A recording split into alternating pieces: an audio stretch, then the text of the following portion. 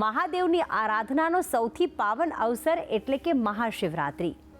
આ દિવસે કરાયેલ ઉપવાસ માત્ર શરીરનો ત્યાગ નથી, પરંતુ મન, ઇન્દ્રિય અને વિચારને શિવમાં સમર્પિત કરવાની સાધના છે। કહેવાય છે કે મહાશિવરાત્રિના દિવસે શ્રદ્ધા અને ભક્તિપૂર્વક રાખેલો ઉપવાસ ભક્તને મહાદેવની નજીક લઈ જાય છે। તો શિવકૃપા અર્થે કેવી રીતે કરશો ઉપવાસ અને કેવી રીતે કરવું મહાશિવરાત્રિનું જાગરણ, જણાવશે ગુરુજી પ્રફુલભાઈ પંડ્યા।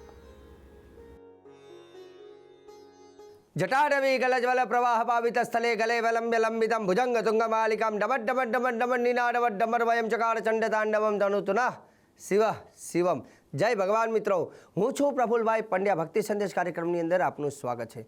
મિત્રો, ખાસ કરીને શિવરાત્રિ નજીક આવે છે ત્યારે શિવરાત્રિને લઈને આપણા મનમાં પ્રશ્ન હોય કે મારે ઉપવાસ કઈ રીતે કરવો જોઈએ, જ્યારે ઉપવાસ કરવો હોય ત્યારે કેવા ઉપાય કરવા જોઈએ। તો તમારા મનમાં જે પ્રશ્ન ઉદ્ભવિત થાય છે તેનો એ જવાબ હું ઓલરેડી તમને એડવાન્સમાં આપતો હોઉં છું। ઉપવાસ, હવે ઉપવાસના નિયમ જે છે એ પણ તમને કહું। હવે કેમ શિવરાત્રિના ઉપવાસનું વિશેષ મહત્વ છે એ કહી દઉં। જે લોકો ખાસ કરીને ભગવાન ઠાકોરજીને માનતા હોય એ તો તમામ એકાદશીનો ઉપવાસ કરતા જ હોય છે। શક્ય હોય તો બધી એકાદશીનો ઉપવાસ કરવો, જે મુખ્ય દેવી દેવતાઓનો જન્મદિવસ આવતો હોય તેનો ઉપવાસ કરીને વ્રત કરી શકાય। પણ વિશેષની અંદર જો તમે બધું ના કરી શકો તો ખાસ કરીને જે મેન જે છે એ દિવસનો તો ઉપવાસ કરો। હવે મેન દિવસો કયા? તો કે શિવરાત્રિ, જે સમસ્ત દેવી દેવતાઓમાં સૌથી શ્રેષ્ઠ દેવ છે, જેને આપણે ભગવાન ભોલેનાથ કહેવામાં આવે છે। શિવજીનો જે દિવસ છે, જે શિવરાત્રિ, એ દિવસનો ઉપવાસ ખાસ લઈ લેવો। વધારે ના થાય તો કંઈ નહીં, પણ એક આ તો લેવો। બીજું મોહરાત્રિ, એટલે કે જે દિવસે કૃષ્ણ ભગવાનનો જન્મ હોય, ઠાકોરજીનો જન્મ હોય, જેને જન્માષ્ટમી કહેવામાં આવે છે। તો શિવરાત્રિ અને જન્માષ્ટમી, આ બે તો ઉપવાસ ખાસ તમારે કરવાના જ, આ બે દેવના। અને દેવીમાં વાત કરીએ તો માતાજીનો જે છે એ નવરાત્રિનો ઉપવાસ છે। વિષ્ણુજી માટે બીજે વિશેષ કરવા હોય તો વિષ્ણુ ભગવાનની બધી એકાદશી હોય એનો કરી શકાય। શિવજીને ઉદ્દેશીને કરવી હોય તો પ્રદોષના વ્રત બધા કરી શકો, બધા પ્રદોષના વ્રત પણ તમે કરી શકાય। ગણેશજીની કૃપા માટે ચતુર્દશીનું આપણે વ્રત લેતા હોઈએ છીએ, અને માતાજીને કૃપા મેળવવા માટે ખાસ કરીને નવરાત્રિનો ઉપવાસ કરતા હોય છે। જે દેવના આશીર્વાદ લેવા છે તે દેવનું આપણે જપ, તપ, વ્રત અથવા ઉપવાસ કરતા હોઈએ છીએ। હવે ઉપવાસની અંદર એવું કહેવાય છે કે કઈ રીતે ઉપવાસ કરી શકે। ઉપવાસના પણ 2-3 અલગ અલગ પ્રકાર છે, જેવી તમારી શક્તિ તે રીતે તમે ઉપવાસ કરી શકો। ઉપવાસની અંદર અન્ન રહિત, એટલે આખો દિવસ એવું કહેવાય છે કે શિવજી અનાજ નથી જમવાનું, અનાજ વગર, જેને નકોડો કહેવામાં આવે છે। જે સક્ષમ હોય એકદમ નકોડો ઉપવાસ કરે, મતલબ આખો દિવસ અન્ન નહીં ખાવાનું, એને એવો ઉપવાસ કરી શકાય। બીજો એક ઉપવાસમાં આવે છે જલ રહિત, જેને નિર્જરા કહીએ। તો જલ વગર, આખો દિવસ પાણી વગર પણ તમે ઉપવાસ કરી શકો। આ થોડા કઠોર ઉપવાસ છે। એનાથી થોડું નીચે આપણે જઈએ તો ઉપવાસની અંદર બીજો પ્રકાર જે છે, જેમાં તમે ઉપવાસ એટલે કે અન્નનો ત્યાગ કરો છો પણ બીજી વસ્તુ તમે ખાઓ છો, જેમાં મોરૈયો હોય છે, ફરાળી ઘણી બધી વસ્તુઓ છે, ફરાળી વાનગી ખાઈને પણ તમે ઉપવાસ કરી શકો, અન્નનો ત્યાગ કરો છો। બીજો એક આ પણ કહી શકાય। એનાથી નીચે વાત કરીએ તો દૂધ અને કેળા ઉપર ખાલી આખો દિવસ ઉપવાસ કરવાનો, જેમાં કેવળ દૂધ અને કેળા જ તમારે જમવાના છે, એ રીતે પણ ઉપવાસ કરી શકાય। હવે ઉપવાસમાં બીજું એક આગળ આવે છે એકટાણું। એકટાણું મતલબ કે એક જ વખત અન્ન ગ્રહણ કરવો, એને એકટાણું કહેવામાં આવે છે। તો આ બધા ઉપવાસના નિયમ છે। બીજા નંબરની વસ્તુ, જ્યારે ઉપવાસ જે દિવસે લીધો હોય, ચાહે શિવરાત્રિનો લીધો હોય કે જન્માષ્ટમીનો લીધો હોય કે માતાજીનો લીધો હોય કે પ્રદોષ અથવા એકાદશીનો વ્રત લીધો હોય, ત્યારે ઉપવાસની અંદર બીજી વસ્તુ કે અમુક વસ્તુઓ તો ખાસ એ દિવસે એનો ત્યાગ જ કરવો જોઈએ, જેમાં લસણ, ડુંગળી એ દિવસે ખાસ કરીને ન ખાવી જોઈએ। બીજી વાત કે જે દિવસે ઉપવાસ તમે કર્યો હોય તે દિવસે ભૂલથી પણ વાર અથવા દાઢી ન કરાવવી જોઈએ। સાથે સાથે શાસ્ત્રની અંદર ઉપવાસનું એક બીજો અર્થ પણ લખ્યો છે સંસ્કૃતની અંદર, કેમ કે ઉપવાસમાં ભોજન આપણે અન્ન રહિત કરીએ અથવા ઉપવાસ કરીએ એ તો ઠીક છે, પણ ઉપવાસનું બીજું ઉપ અને વાસ। ઉપનો અર્થ થાય નજીક અને વાસનો અર્થ થાય રહેવું। તો જે દિવસે જે દેવનો તમે ઉપવાસ કરો છો તે દિવસથી નજીક રહો, મતલબ શિવજીનો ઉપવાસ કરો છો શિવરાત્રિનો, તો એ દિવસે તમે શિવજીના મંદિરમાં રહો અથવા શિવજીના વારંવાર દર્શન કરો અથવા શિવજીનું મંત્ર જાપ વિશેષ કરો તો એને પણ ઉપવાસ કહેવાય છે. તો મતલબ શિવજીથી નજીક રહેવું. એકલું તમે ઉપવાસ કરો ને આખો દિવસ સાંજ સુધી તમે દર્શન ના કરો, શિવજીની પૂજા ના કરો, ખાલી ઉપવાસ કરી દો, તો એના કરતાં વિશેષ એવું છે કે શિવજીથી નજીક રહો. એ દિવસે તમે તમારો સમય શિવજી પાછળ ફાળો, કેમ કે એક દિવસ ફાળવવાનો છે, એ આખી જિંદગી શિવજી આપણી ઉપર કૃપા, મતલબ એમના સદૈવ આશીર્વાદ આપણને મળતા હોય છે. કેમ કે શાસ્ત્રમાં આ શિવરાત્રિનું પૂજન અને વ્રતનું વિશેષ લાભ લખેલો હોય છે. હવે રહી વાત કે શિવરાત્રિમાં કંઈક વિશેષ કરવું છે તો શું કરી શકાય.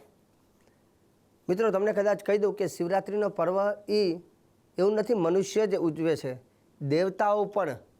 સમસ્ત દેવી દેવતાઓ ભેગા થઈ અને કૈલાસમાં જાય, શિવજીની સાનિધ્યમાં જાય, શિવજીને નમસ્કાર કરે, શિવજીનું પૂજન કરે, શિવજીને બધાઈ આપે. કેમ કે લગ્ન કર્યા હોય એટલે ઘણી વખત આપણે રિસેપ્શન ને આ બધું જેમ કહીએ તેમ એક દ્રષ્ટિએ એવું પણ કહેવામાં આવે છે કે શિવરાત્રિ એટલે કે શિવજીના વિવાહનો દિવસ ગણવામાં આવે છે. હવે શક્ય હોય તો આપણે જ્યારે દેવી દેવતાઓ કૈલાસમાં શિવજીના ગુણગાન ગાતા હોય ત્યારે આપણે આપણા ઘરે બેસીને પણ શિવજીના ગુણગાન કહીએ, મતલબ આપણે પણ કૈલાસમાં ગયા કહેવાય. હવે આપણે આપણા ઘરે બેસીને શું કરી શકાય.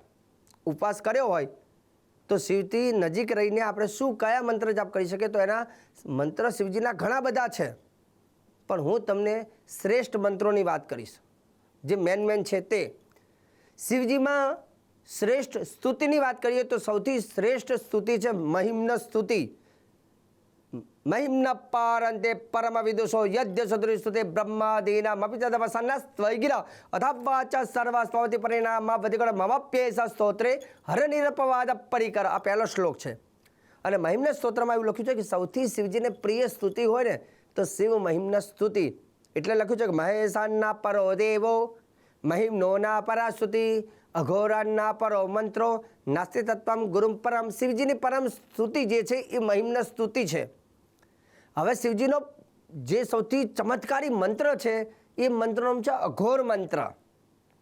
તો અઘોર મંત્ર પણ જપ કરવાથી તમારા જીવનમાં જે મોટી તકલીફો હોય, મોટી મુશ્કેલી આવી હોય, આમ તો શાસ્ત્ર એવું કહે છે કે જ્યારે મનુષ્ય ઉપર એટલી બધી ભયાનક મુશ્કેલી આવે ને દુનિયામાં બીજો કોઈ રસ્તો તમારી જોડે ના હોય ત્યારે અઘોર મંત્ર જપ કરવાથી તમારો રસ્તો ખુલે છે. અને અઘોર મંત્ર કયો છે એ પણ તમને જણાવી દઉં છું. મહિમ્ન સ્તુતિ તો તમને ખ્યાલ આવી જાય. મહિમ્ન સ્તુતિની અંદર અંદાજિત લગભગ 40 થી 45 શ્લોકોની આજુબાજુમાં આખી સ્તોત્ર આવે છે. અને એ પુષ્પદત્ત નામના ઋષિએ શિવજીને ગાયું હતું, એટલે શિવજીના પ્રિય છે, એટલે મહિમ્ન સ્તુતિ બોલી શકાય.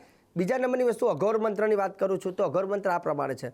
ઓમ અઘોરેભ્યો થઘોરેભ્યો ઘોર ઘોર તરેભ્યઃ સર્વેભ્યઃ સર્વેભ્યો નમસ્તે અસ્તુ રુદ્રરૂપેભ્યઃ.